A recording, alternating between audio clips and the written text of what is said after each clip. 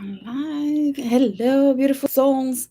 I wanted to do this video because it's something that has been coming up in many different ways. And I want to address this just because it is important to me and I'm very passionate about this. It's a random live this morning, so I'm not sure how many of you are going to be able to connect. But let's see if anybody comes through. Definitely welcome. This is something that I has been I have been debating with myself for years now. This is not something new. I have a very strong belief in with some of these things, and I'm always welcome to change some things, some perspectives, but there are some things that are very important that I have received wisdom from the mysterios and in trance meditation contemplation to understand this topic. So when I say I'm willing to change some things in terms of how I see this topic of what people in 21 divisions call amares, when we want to tie someone against their free will. And I'm going to, I wasn't going to do this, but I had this urge. And I'm like, okay, I'm going to have to address this morning because it's eating me alive. And the reason why I'm so passionate about it, because I really want to make sure that from my perspective of I have received, that I give you what I have seen, experienced, received from the Luaces themselves. Obviously, this is for my path here. This doesn't mean that it has to be your path as well. And everybody has different paths. I want that to be clear. Hi, Ariana. Welcome, welcome. So, anyways, I want to make sure that I want to make that clear because I don't want you to think, okay, what she says is the only way. There is not only one way. No one has the real final answer because it's a mystery. There is things that we just don't know. We don't have final answers. We can receive information, we can receive wisdom, but our filter of expansion, our capacity to understand is our own. So what you receive from the Mysterio might be same thing that I receive and we see it differently. So when I said this is my truth, this is truly my truth, somebody else will have a different truth and so on. That's why this is called a whole planet, because we have billions of people in this planet that everybody's their own universe. And when everybody's their own universe, we're all going to have different definitions of one thing, of what it means. One person will have a different definition of what life means. Somebody else is going to have a completely different definition. What you see, people see the colors differently, right? Because of the filter through the eyes. So when we talk about this topic, I want to make sure that you know that I'm talking about from my point of view, from my level of consciousness at this moment now. And like I said, that's why it changes depending on what you continue to receive from the mysterious, because the more that you go through your evolution, the more the mysterious will give you access to different capacity of understanding that normally wouldn't be able to. If you're at a lower level, you cannot jump to the high level, so you have to go in a ladder. All right, so when I talk about this, people in 21 divisions, they know that amares can be done. To tie someone against somebody's free will, they know that it can be done. And this is not a debate to whether it can be done or cannot be done. This is a debate of where should you do it or you shouldn't do it. So it's not can it be done or it cannot be done. It's should you do it or shouldn't you do it, and why shouldn't you do it? And that is my discussion today. And I'm going to give you some ideas about why these are things that you shouldn't be played with. And for those that are into the occult, you might appreciate this more than somebody that is not into the occult, and vice versa. If you're not into the occult, you might see this as a energy representation of the discussion that is going to help you understand energy and how the frequency is and the vibration has to be at the same level for some things to happen. So I hope I'm not losing you. Okay. So, for example, if you want to bring someone into your life and you have this beautiful attraction, you might see the person somewhere. You might work with them. You might go to school with them. You might, I don't know, maybe you had a little love romantic situation going on, but it didn't really go that much further.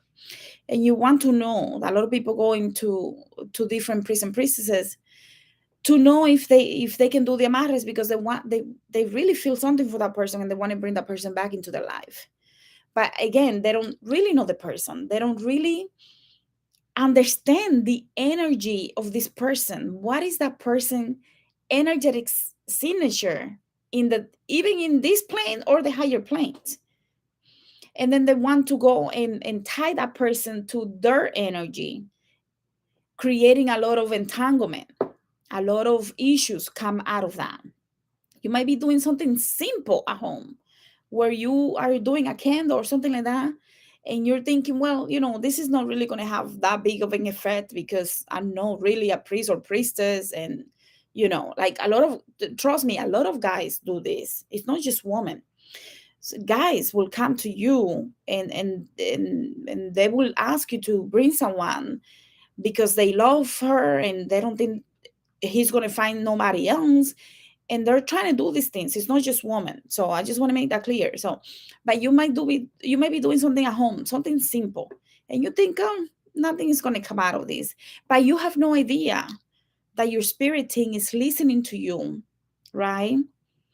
And we have thousands of spirits that are working with us, disembodied energies that are muertos, deaths, that are part of your spiritual team, as well as ascended beings and your guardian, your principal guardian. So out of all those hundreds or thousands that are with you, walking with you, depending on your path, you might have a dozen, you might have 100, and so on. One of them might say, I'm going to help this person, even though you didn't specifically ask that energy to help you. And now somehow there is this communication and things starts going. So you have created in the astral planes an energy entanglement because you think that you didn't do much because you just had a candle. You just did a prayer and lit a candle. But you have no idea that there was a disembodied energy helping you with this. Because maybe you're not a medium, maybe you're not really developing that connection with the spirits in that way, and you have no idea. But now this energy, there's something to bring that other person into your life. And you're like, oh my God, it worked. And you have no idea that what you did is actually what the energy in the astral plane did was to bring someone into your life. But because that energy did that, it has now created this entanglement with this person. And sometimes what you don't understand is that those energies that might be helping you are not ascended energies that understand things from many different perspectives, higher planes of existence that cannot be seen by those that are in the astral planes only. So these people, these energies that helped you are doing things from their perspective, thinking that they helped you. But from the higher perspective, the higher planes, now there is chaos with something so simple like this. So it's not that I'm against people doing let me rephrase that. It's not that I'm against people asking their spirits to help them and things like that, but it's that there is a lot that has to happen before you do a spell to make sure that it is done consciously and that is done from a perspective that is not to tie someone. Let's say, for example, I don't know, let's say you have someone in your life, you guys have been together 10 years, in those 10 years, things have been great, but the last couple of years, things kind of went down a little bit. And together you decide, we're going to go to therapy, but that's not really working. What else can we do? Let's see what else can we do. And then you go into a priestess to sweeten the relationship. That is different than tying someone against their free will. You see the difference? Both people have agreed to receive help because something is going on and they have no idea why. Things just kind of went downhill. Maybe you're not really having a lot of intimacy lately. Maybe you're very tired and you go into therapy, it's not really helping. So now you go into a supernatural priestess and receive a sweetening spell, which is different than tying someone against the free will. And I have no problem with that, because when you sweeten something, it's because both of you, hopefully, some people will do it just with one person, but both of you have to decide, this is what I want to do, because I want to try. I want to continue trying to make sure that we do our best to keep this relationship going, because we might be in love, but we're not feeling the passion or whatever it is, right? Maybe there is no communication. So those are different things than tying someone that has been in a relationship for 10 years and they're just not the same. They're not vibrating at the same frequency. And when they're not vibrating at the same frequency, the person that is vibrating at a lower frequency, because there's always, if you're not in the same, somebody's up and somebody's lower. If it's not at the same frequency, the person that is at the lower frequency is going to find somebody else that is resonating at the same frequency, like a magnet. They're going to find someone that is resonating at the same frequency, and they're going to start seeing the common things that they share, and they will fall in love at that frequency.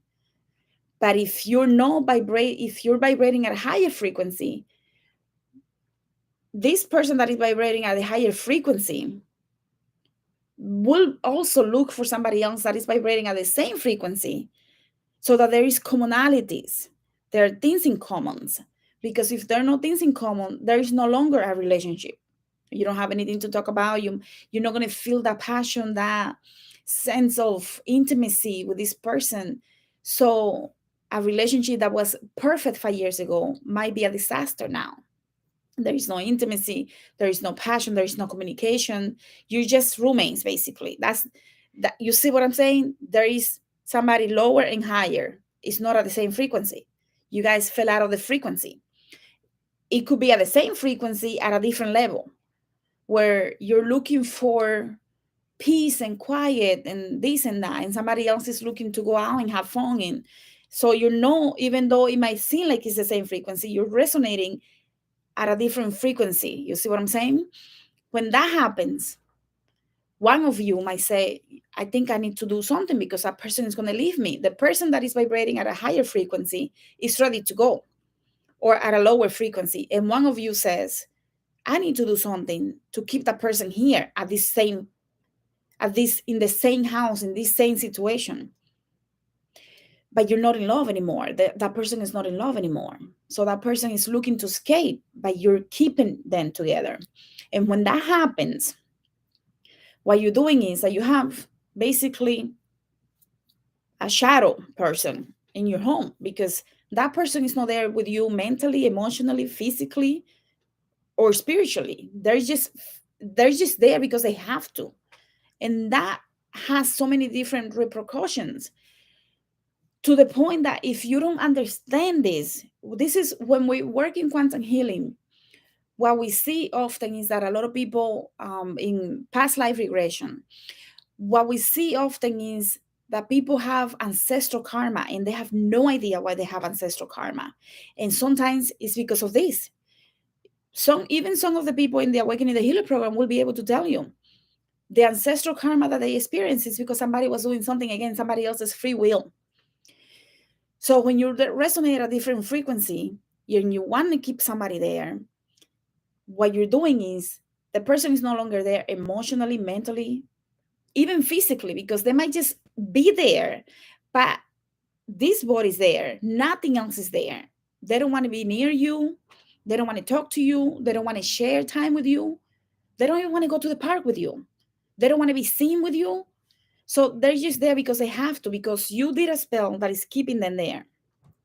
And this creates this creates karma. And that's where we see in past life regression and even in quantum healing, a lot of trouble, a lot of challenges with, and also in 21 divisions, in voodoo, in what I practice, where people have ancestral karma because somebody some time ago, in 100 years, 200, 300, 400, decided, well, you know what, I think it would be a good idea to do this for whatever reason. And they started messing with what they shouldn't have.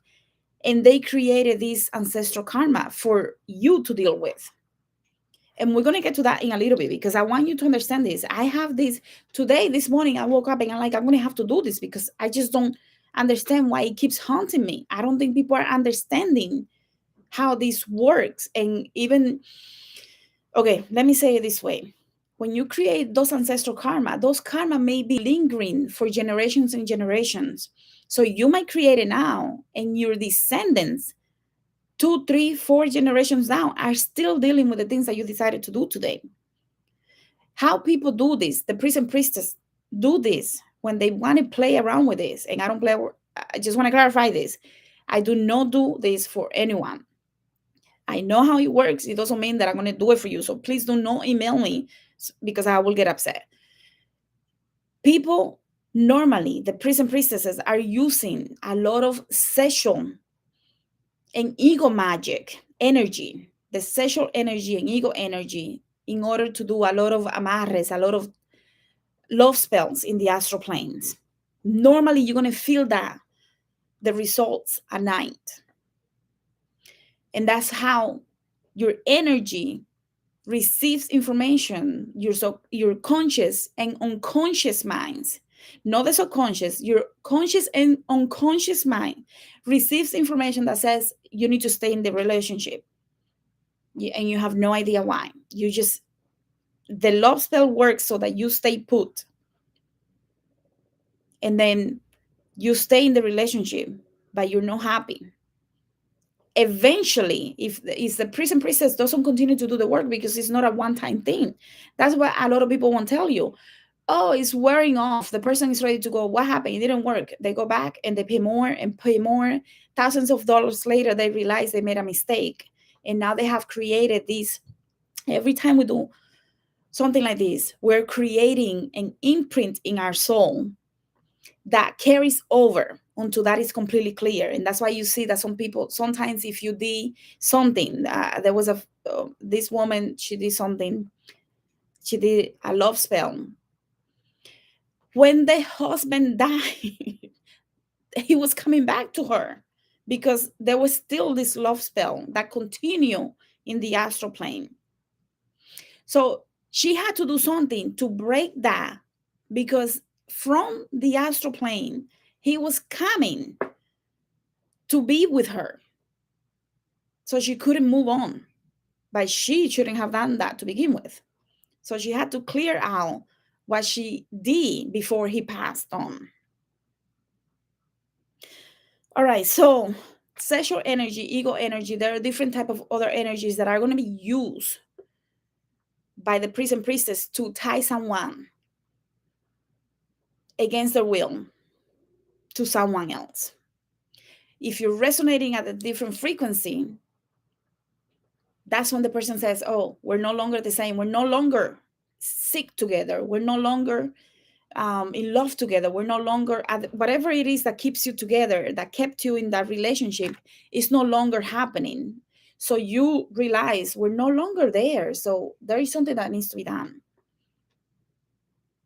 When somebody is, and I see people that are into the occult, that are trying to do love spells, and it blows my mind, because these are the people that are initiating in different practices that are very powerful, and learning to do things and creating a lot of chaos. Just like those people that go to, I'm not going to get into that, but I do have to say it. Those people that work with disembodied energies, muertos, that use them as slaves. What do you think that is? That is using, even in the astral plane, some of these people are slaves. They're being worked on by priests and priestesses that think they know better. And they use these energies as slaves. Go do this, go do this. And if you don't do this, you don't get this.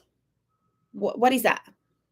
If you don't bring someone that wants to be there and you go get it, no matter what, you go to the cemetery, you do your thing, and you're like, oh, I'm so powerful because I can bring a muerto to my house. And, oh my goodness, what are you doing? You're having a slave in your home. The moment that a person realizes that he or she is a slave, they're going to turn against you. And that's when you start getting sick. You start getting crazy things happening. You go into accidents, car accidents. You start having your kids sick. Crazy things starts happening because you went and got a muerto, and now you're working with an energy that you are keeping as a slave. So what is the difference between having an energy that is easily manipulated to go and do love spells for you? Isn't that the same? I mean, am I incorrect here? Isn't that the same thing? Our ancestors fought slavery. Our ancestors were betrayed.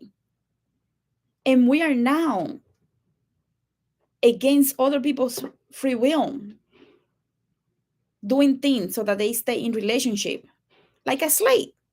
Like, it doesn't make sense to me. They are luats, mysterios, that stay trapped in the astral plane in order for them to be easily accessible to us, so that they can protect us against things, dangerous people, dangerous situation, against people that are aggressive, narcissists. We work with those energies to help people that are in those situations get free from those situations. So now, how, from my level of consciousness, I'm going to go and work with an energy to ask them to do a love spell to keep somebody against their free will, to someone that they do no longer want to be with? And I don't have all the answers. I am giving you my point of view about why I will never do anything like this to keep someone against their free will in a relationship that they do no longer want to be in. I mean, they're mysterious, luaces, God. These gods, I'm not saying gods, I'm saying what sometimes we call the protector spirits, that they are also called luaces. These energies, those luaces that stay within the fourth dimension, within the astral plane realm, so that they can easily work with us in order for us to have protection, so they can protect us against people that wants to dominate us. So why would I go? I don't know, I'm just saying, you have to start thinking, what are the consequences? In the astral plane, things are done. A lot of entanglement and detanglement by different energies and spirits and luaces that work within that realm to help us do things. And you have no idea that is happening, but it's happening. Some are easily manipulated by priests and priestesses to go do things, to put thoughts in other people's mind, so that that person starts thinking about you. But those energies that they're using are no evolved energies for the most part. And I'm saying this for the most part because there are some mysterios that are used to dominate, that are extremely powerful. And they have, remember, this planet is made out of the polarities. So the same mysterio that can work with you for one thing can work with you with the opposite thing. And depending on your life path, you might be able to do one thing where I might not be able to do another thing, the same thing. And this is what I explained in a video, I think it was almost last year, when I talked about Saint Martha. She will not give me permission to do anything like this. And I was explaining why by her and the consequences, and seeing the consequences, so that I will not do anything like that. Where somebody else will do a love spell, and she will help with whatever needs to be helped. And the consequences might not be for this lifetime. The consequences might be seen, similar to what I showed you before with the spiral. Life, death, life, death. So when we go through this and this balance exists, if I, against somebody's free will, did something to keep them in a relationship, even though I was just the priest and priestess, that doesn't take me completely away from the fact that as I assisted in that situation. And therefore, there is an energy entanglement, because there is this thing that we call, in English, bueno, I will call it like this. Just like when we do quantum healing, we're connecting energetically. Same thing happens when you're working with your clients as a priest, priestess. You're also connecting energetically. And therefore, there is always a residue that stays, no matter what. I know some people are going to disagree with this. I don't care. This is my opinion. And I'm very passionate about this because people don't understand the energy and how it works. When I connect with you, and you know this to be true, because if you have been my client, you know that the moment you come in, sometimes I'm having dreams with you and having revelations with you and seeing things just with your name, or even before I even see you in person. So there is always this connection, right? This energetic connection. And if I'm doing work with you on your behalf, you better believe there is going to be this energy connection. So I might not be doing the spell for me because it's for you, but there is this connection that creates an energetic residue. And that residue has consequences. Because when you do a spell, or you take care of someone, or even you do the tarot reading that I have talked about before, how it creates portals and all of this stuff, and this happened and that happened, and you may be doing for some healing for somebody, and you have this residue, and next thing you know, you're feeling sick. And you, when I talked about the solar plexus chakra, that's what I was talking about. The fact that I helped somebody with their solar plexus, and I was giving you that example, and how I was having issues with my solar plexus because I didn't do what I was supposed to do. We're lazy. I should have taken the bath. I didn't take the bath. So I pay the consequences. So there is always an energy residue. And you can see that I'm trying to wake you up to the fact that this is very complicated. But the moment that you understand the law of cause and effect, this is a universal law. Every single action in this universe produces a reaction. It doesn't matter what. So if I connect with you energetically, you better believe that there is going to be an energetic connection that is going, whether the action was positive or negative, I'm going to have a residue there. So how can it be no consequences for the priest and priestess doing the spell? When we understand the law of cause and effect, we can understand why. That cannot be 100% true. So this goes into the law of free will as well. Whether it is 100%, 80%, 90%, 10%, 20%, I don't care. Whether it is limited or consequential free will, or completely 100% free will. This is a very big concept. A lot of people are not going to understand. Limited, consequential, or total free will, right?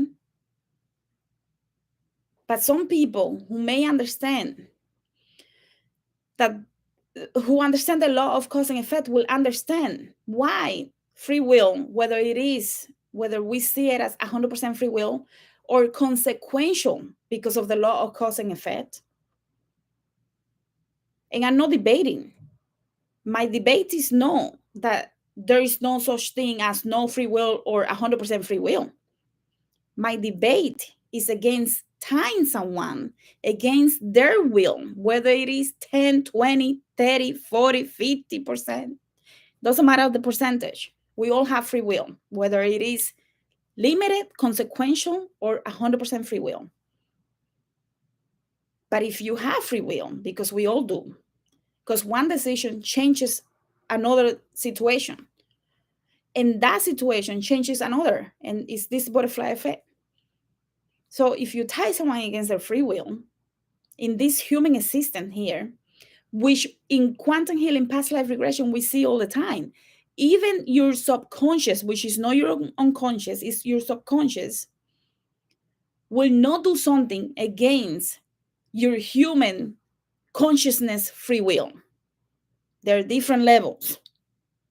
If your subconscious doesn't have permission from the conscious mind that says, you know what, it's time to heal, you better believe the subconscious will not push you.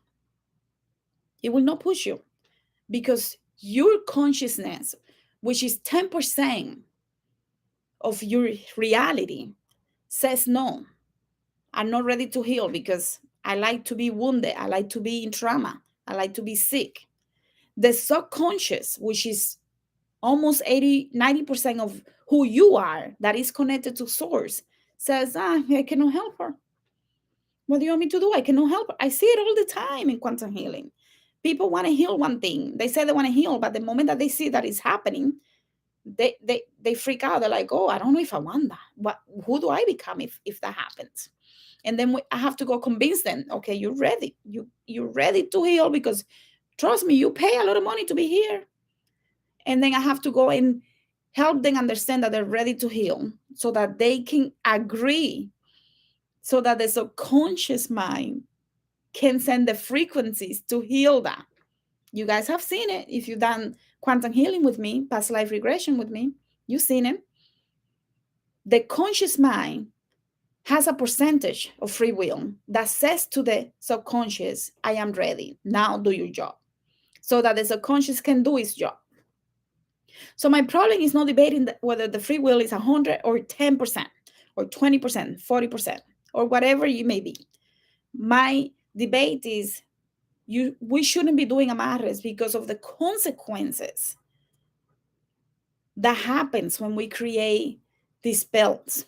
The energetic entanglement for yourself and your descendants that are created that can last hundreds of years or more. So when we think about the amares, we should be thinking about why that person wants to leave me before I even going to want to do an amarre and tie someone. Why the person wants to leave me?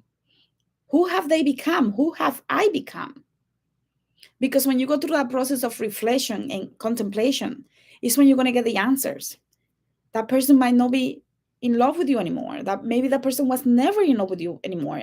You might be becoming somebody new, or that person might be becoming somebody new, and you're no longer at the same frequency. And that's why you see a lot of people get divorced all the time. They're not resonating at the same frequency.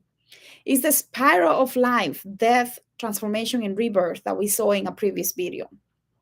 That spiral of life exists also in this reality as we are born, we die, we come transform with a different knowledge. Sometimes we forget, sometimes we remember, and we go through this process within this life and many lives. And I get very passionate about this because, it's sad what I see. People are not understanding what is the fear and what is the trauma that they're trying to stay with by keeping that person together. Because that person might represent a fear or trauma or a reality that is no longer true about who you are. So if you start contemplating about what is the fear and the trauma, you might realize, I don't really want that person anymore. In quantum healing session, we see people falling in love quickly. Oh my God, I love you. I love it. Make the same mistake over and over because it doesn't work. It only lasts a few months. It might last a year. It doesn't work. And they don't realize it could be ancestral trauma, ancestral curses, self-limiting beliefs from this life or others affecting the person in a way that keeps them in that loop of always wanting to be with someone that doesn't love and care for them. We have seen a lot of these situations I have seen it a lot, not only with 21 divisions, but also with quantum healing. And it is easier to explain from a quantum healing perspective because you see how it affects us. When somebody's looking for, maybe they didn't have a good childhood, maybe they didn't have their father or their mother, and they're looking to replace that person, that feeling with somebody that is coming into their life in adulthood. And if that person wants to leave them, they feel like the only way to keep them is by doing magic, and they don't realize the biggest magic that we have access to is us healing ourselves, removing all those wounds, all those traumas, so that we can become somebody new. That's when your frequency increases. So then that frequency sends a signal out to the universe, and less other people that are resonating at the same frequency says, I'm available. But you cannot do that without reflection. And sometimes you cannot do it alone. You need somebody else to help you. Sometimes we don't see those fears and trauma. The reason why we don't see them is because they come from the unconscious mind, not the subconscious, the unconscious mind. And the unconscious mind hides the fears and the trauma to protect us. And when it protects us, we are numb to it. We don't realize it. But when we start going deep, the deeper we go, which is why some of these things work, these modalities work, because you have the space, the safe space to discuss, and those people are trained to find those traumas, whether you believe it or not. They go in deep with every conversation, with every question, so that you can go deep, so that the unconscious have no way out, and it has to reveal itself. So when it reveals itself, we can see it and analyze it, and now it's no longer unconscious. The moment that it becomes clear, it cannot stay in the unconscious, and the conscious mind says, oh wow, that's why I had that. And then when we go into the quantum healing or whatever modality, the subconscious comes in and says, okay, now I'm going to clear you out. Now I'm going to do my job and clear you out. And that's why it works. I hope that makes sense, because I know I try to give you from an energetic point of view what happens, because if I go into the occult, there are things that I cannot share with you. So I have to do it from a different perspective, from a quantum-based perspective, to help you understand why these things can cause traumas. If I go, I can do a review of the different sessions that I had over the last 2-3 months. That will be a video for another day, because I don't have time now. But my point of view, we see this so often. Okay, so let me read some of the comments. Ariana was here. Thank you for being here. Sonia, hello. Oh, Ashley, you're here. So you say you don't do love spells, spend the energy on loving yourself. Absolutely. And Jada is here. Thank you. Thank you. So I want to, this is something that I'm very passionate about, because I just don't want people to think. I had someone send me a link to somebody else's video, and I use that as an opportunity to discuss some of those things with Awakening the Healer Within program participants. And I don't want other people's links. I don't want this is not to bash anyone. This is not like that. This is to give you my point of view based on what I have seen myself in trance when I communicate and have these intimate situations with the mysterious, with the luaces. And also a lot of contemplation. We cannot go through this without contemplating. We receive the information, and then we have to analyze it and contemplate it, so that we can truly understand them. So thank you for allowing the space to share this, because if somebody's doubting whether they should or not, the first thing that I will say to you, you really need to start analyzing why you want to do something like that. What is it that you're trying to fix by doing that, so that you can get the answers and start digging deeper. It's key. We cannot heal. People People want magic. People don't want to heal. And that's what bothers me the most about this reality. And that's why I created the program with the help. Well, they created the program. I'm just doing what they told me to do, the intergalactic healers. But the program, I agreed to the program because I seen it often and over in 21 divisions, clients wanting magic, clients wanting people to come back without understanding this, the consequences and the severity of that. And also the point of you're not healing. When you want a tarot reading, you're not healing. When you want someone to come back like that, you're not healing. When you want only magic, you're not healing. You're just patching something. You're putting a band-aid over. It is no true healing unless you go to a 21 division priest because you have an illness, whether it is a physical, emotional, spiritual, mental illness. That's different. I'm not talking about that. I'm talking about people that will come, and I used to get very frustrated with people that will come because they lost someone and they want them back, and I'll have to give them an hour speech, and it could really annoy me for the whole day because these are the same people that I had sessions with before, whether it was tarot or spiritual reading, and they didn't understand what I told them, obviously, because they came back later asking for something that I told them clearly I don't do. And then they will, out of desperation, like, okay, let's work on that desperation. What is that desperation telling you? And then I had to become, you know, speech, give them speech so that they can understand things. But some of those people will go to somebody else to do the spell because they know that I wouldn't do it. And later I'll find out, like, unbelievable. So that's why I agreed to the program, because this should be about healing. We need to heal ourselves so that we can become, we need to leave that victim mentality behind so that we can truly operate from a different consciousness. And the more we go through the higher ascension of consciousness, the more we realize the less magic, because everything is magic, the less magic we have to do. Like, we don't have to do 100 things to do one thing. We all only we have to think it, and that's it. But you got to go through the different levels in order for you to understand that. So anyways, I wanted to share this. I know that very passionate conversation because I am very passionate about this. Please be respectful in the comments. I don't want to block anyone from the comments in regards to anyone bashing anybody else, or sending me information about other people that are doing this or whatever, because it's none of my business. Everybody has their path.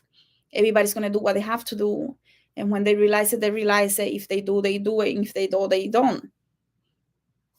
All right, so anyways, thank you so much, and I'll see you guys soon. Thank you.